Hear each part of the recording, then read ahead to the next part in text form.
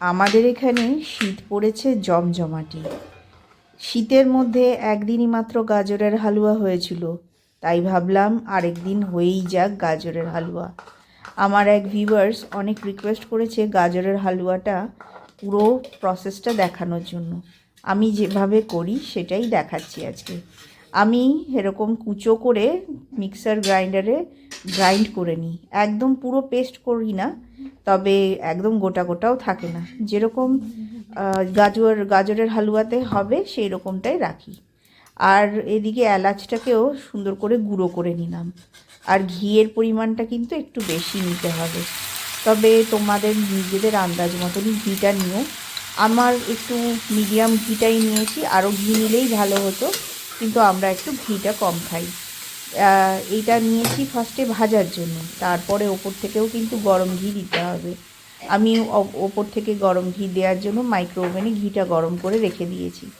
এরপরে ঘিয়ে গাজরটাকে ভালো করে নিয়ে নাড়তে নাড়তেই এক সময় দিয়ে দিতে হবে সেই গুঁড়ো করা এলাচ, তারপরে হচ্ছে কাজু বাদাম কিশমিশ, আর আমি এর মধ্যে মিক্সড করেছি আজকে কলাকাঁদ।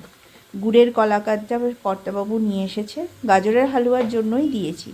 তোমরা চাইলে এর মধ্যে কনডেন্স মিল্ক ইউজ করতে পারো বা ফ্যাটযুক্ত দুধ ইউজ করতে পারো, আর না হলে খোয়া ক্ষীর ইউজ করতে পারো।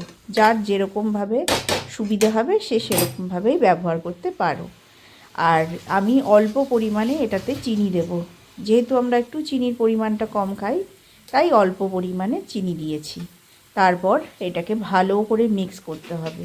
যদি গাজরে জল থাকে তাহলে একটু একটু জল বেরোবে। আমি যে গাজরটা কুড়েছিলাম তার মিক্সিতে, সেটাতে কিন্তু এক ফোঁটাও জল দিইনি, আর তোমরাও দেবে না। আর যেরকমটা গাজরটা মিক্স হয়ে থাকবে তার সেটাকে ঘিয়ের মধ্যে নেড়ে এরকম ভেজে নেবে ঘিয়ের মধ্যে। নামানোর আগে গরম ঘিটা দিয়ে দেবে, বেশ সুন্দর একটা টেক্সচার আসবে দেখবে, আর দুর্দান্ত লাগে এই গাজরের হালুয়াটা গরম গরম খেতে।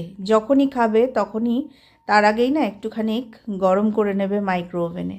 রাত্রেবেলা কর্তাবাবু আজকে আমাদের বিরিয়ানি ডে ছিল, তাই নিয়ে এসেছে বিরিয়ানিটাই সার্ভ করে দিচ্ছি। ছোটুকে দিয়ে দিচ্ছি, কর্তাবাবুকেও দিয়ে দিয়েছি, আমি এরপরে নিয়ে নেব। বিরিয়ানি ডেটা ছিল আমাদের ডিসেম্বরের 27 তারিখ, কিন্তু সেটা সেই দিন হয়নি, কারণ কর্তাবাবু সেই সময় ছিল না বাড়িতে, ঘুরতে গিয়েছিল দার্জিলিং, তাই আজকে সেটা সেলিব্রেট করা হচ্ছে।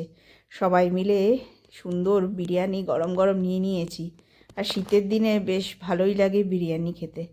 তো চলো, ভিডিওটা কেমন লাগলো অবশ্যই কমেন্ট করে জানিও, ভালো লাগলে একটা ছোট্ট করে লাইক করো। আপাতত এইটুকুই, দেখা হচ্ছে নেক্সট ব্লগে, আর অনেক গল্প নিয়ে তোমাদের সাথে গল্প করতে চলে আসবো। টাটা।